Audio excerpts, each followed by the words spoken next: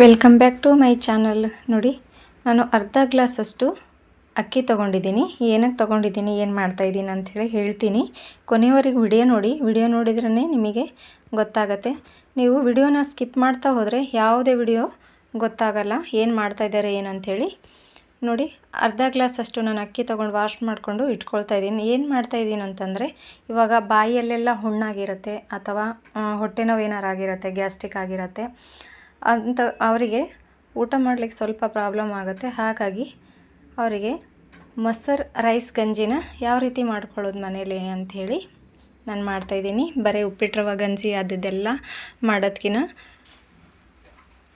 ಸ್ವಲ್ಪ ಮೊಸರು ರೈಸ್ ಗಂಜಿನ ಮಾಡ್ತಾಯಿದ್ದೀನಿ. ನೋಡಿ, ನಾನು ಅರ್ಧ ಗ್ಲಾಸ್ ಅಕ್ಕಿಗೆ 1.5 ಲೋಟ ಅಥವಾ 2 ಲೋಟದಷ್ಟು ನೀರು ಹಾಕ್ಕೊಂಡಿದ್ದೀನಿ. ರೈಸ್ ಆಗ್ತಾಯಿದೆ ನೋಡಿ.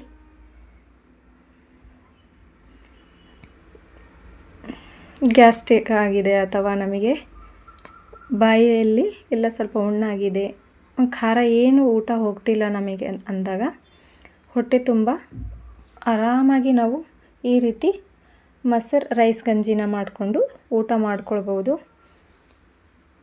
ನನ್ನ ಮಕ್ಕಳಿಗಂತೂ ಭಾಳ ಇಷ್ಟ. ಬರೀ ಏನಾರ ಗ್ಯಾಸ್ಟ್ರಿಕ್ ಹೊಟ್ಟೆ ನೋವಾಗಲಿ, ಗ್ಯಾಸ್ಟ್ರಿಕ್ ಇದ್ದರೆ ಅಷ್ಟೇ ಅಂತೇನಿಲ್ಲ, ನಾವು ಸಣ್ಣ ಮಕ್ಕಳಿಗೂ ಸಹ ಮಾಡ್ಬೋದು. ನೋಡಿ, ರೈಸ್ ಆಗಿದೆ. ಇವಾಗ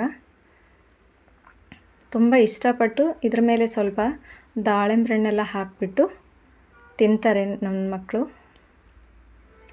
ಅವರಿಗೆ ವಾರದಲ್ಲಿ 2 ಸರಿ ಆದರೂ ಬೇಕೇ ಬೇಕು, 2-3 ಸರಿ. ಅವ್ರು ದಿನ ಮಾಡಿದ್ರೂ ಬೇಡ ಅನ್ನಲ್ಲ, ಅಷ್ಟು ಇಷ್ಟಪಟ್ಟು ತಿಂತಾರೆ ಮಕ್ಕಳು. ನೋಡಿ, ರೈಸ್ ಆಗಿದೆ. ಆಫ್ ಮಾಡ್ಕೊಂಡಿದ್ದೀನಿ ನಾನು. ಯಾವುದೇ ಕಾರಣಕ್ಕೂ ನೀರೆಲ್ಲ ಬಸಿಬಾರದು. ಇಷ್ಟು ನೋಡಿ, ಅಷ್ಟು ಸ್ವಲ್ಪ ನೀರು ಇರಬೇಕು, ಆವಾಗ ಆಫ್ ಮಾಡ್ಕೊಳ್ಳಿ. ಇವಾಗ ಕಾಣಿಸ್ತಿದೆಯಲ್ಲ ವಿಡಿಯೋದಲ್ಲಿ, ಅಷ್ಟು ನೀರಿರಬೇಕು. ಮಕ್ಕಳಿಗೆ ಖಾರ ಊಟ ಮಾಡಲ್ಲ ಅಂತಂದರೆ ಈ ರೀತಿ ಮಾಡಿಕೊಡಿ.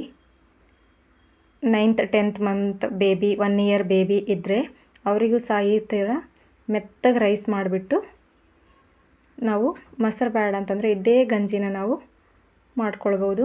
ನಾನು ಸಾಲ್ಟು ಕೂಡ ಆ್ಯಡ್ ಮಾಡ್ಕೊಂಡಿದ್ದೀನಿ, ಅದನ್ನು ಹೇಳಿಲ್ಲ ಅಂತ ಹೇಳಿಬಿಡಿ. ನೋಡಿ, ಇವಾಗ ನಾನು ರೈಸ್ ಆಗಿದೆ ನೋಡಿ, ಈ ಹದಕ್ಕಿರಬೇಕು. ಒಂದು ಬೌಲಲ್ಲಿ ಆ್ಯಡ್ ಮಾಡ್ಕೊಳ್ತೀನಿ.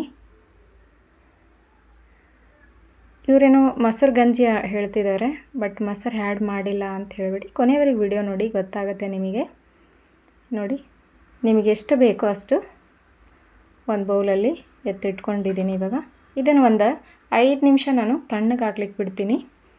ಇಮ್ಮಿಡಿಯೇಟ್ಲಿ ಆಗಿ ನಾವು ಮೊಸರನ್ನ ಆ್ಯಡ್ ಮಾಡ್ಕೊಳ್ಳಲೇಬಾರ್ದು. ಒಂದು 5 ನಿಮಿಷ ನಾನು ರೈಸ್ ತಣ್ಣಗಾಗ್ಲಿಕ್ಕೆ ಬಿಡ್ತೀನಿ.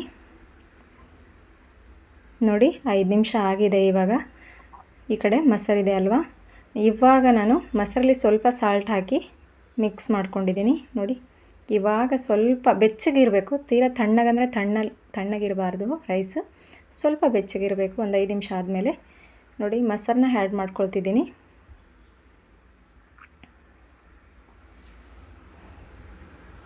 ನಿಮಗೆ ಎಷ್ಟು ಬೇಕೋ ಅಷ್ಟು ಮೊಸರನ್ನ ಆ್ಯಡ್ ಮಾಡ್ಕೊಳ್ಳಿ. ನೋಡಿ, ಈ ಹದಕ್ಕಿರಬೇಕು. ನೀಟಾಗಿ ಎಲ್ಲವನ್ನು ನೀಟಾಗಿ ಮಿಕ್ಸ್ ಮಾಡ್ಕೊಳ್ಬೇಕು. ನನ್ನ ಮಕ್ಕಳಂತೂ ಇದ್ರ ಮೇಲೆ ಸ್ವಲ್ಪ ಒಣ ದ್ರಾಕ್ಷಿ ಅಥವಾ ದಾಳಿಂಬೆ ಹಣ್ಣು, ಗೋಡಂಬಿ ಅವನ್ನೆಲ್ಲ ಹಾಕಿ ಊಟ ಮಾಡ್ತಾರೆ. ತುಂಬ ಇಷ್ಟಪಟ್ಟು ತಿಂತಾರೆ ಮಕ್ಕಳು.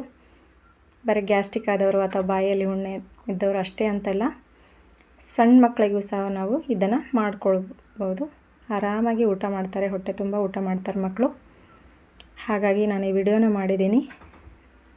ಈ ವಿಡಿಯೋ ಇಷ್ಟ ಆತಂದರೆ ಲೈಕ್ ಮಾಡಿ, ಶೇರ್ ಮಾಡಿ, ಕಮೆಂಟ್ ಮಾಡಿ. ನಮ್ಮ ಚಾನಲ್ನ ಸಬ್ಸ್ಕ್ರೈಬ್ ಮಾಡೋದನ್ನು ಮರಿಬೇಡಿ. Thank you.